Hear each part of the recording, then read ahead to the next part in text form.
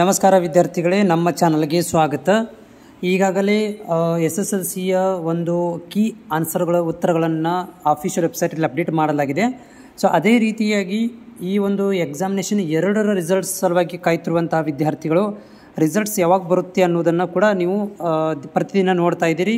So ನಾನು ಕೂಡ ಗೂಗಲಲ್ಲಿ ಸರ್ಚ್ ಮಾಡ್ತಾ ಇದ್ದೀನಿ, ಬಟ್ ಯಾವುದೇ ಥರದಂಥ ಆರ್ಟಿಕಲ್ಸ್ಗಳು ನಮಗೆ ಸಿಗ್ತಾ ಇಲ್ಲ. Coming soon ಅನ್ನೋದರಲ್ಲಿದೆ.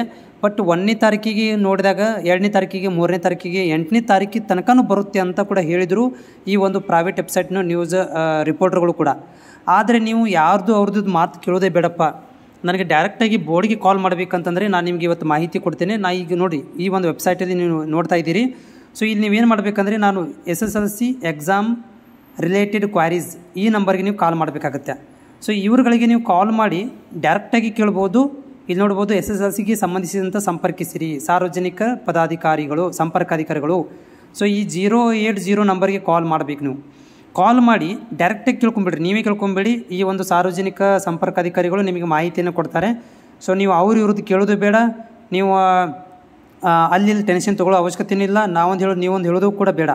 ಅಥವಾ ನೀವು ಮೀನಾ ಕುಮಾರಿ ಅನ್ನೋದಿರಲ್ಲ, ಇವರುಗಳು ಏನು ಮಾಡ್ತಾರೆ ಅಂತಂದರೆ, ನೀವು ಮೇಲ್ ಮಾಡ್ಬೋದು. ಇಲ್ಲಿ ನೀವು KS ಗ್ರೆವೆನ್ಸ್ ಇದೆಯಲ್ಲ, ಈ ಒಂದು ಮೇಲ್ ಐಡಿಗೆ ಕೂಡ ನೀವು ಕಾಲ್ ಮಾಡಿ ಮಾಹಿತಿಯನ್ನು ಕೂಡ ಪಡ್ಕೊಳ್ಬೋದು. ಓಕೆನಾ? ಸೊ ಮುಂದಿನ ದಿನಗಳಲ್ಲಿ ಕೂಡ ಏನಾದರೂ ಅಪ್ಡೇಟ್ ಆದರೆ ಅದಕ್ಕೆ ನಾನು ಮಾಹಿತಿಯನ್ನು ಒದಗಿಸಲಿಕ್ಕೆ ಪ್ರಯತ್ನ ಮಾಡ್ತೀನಿ. Thank you.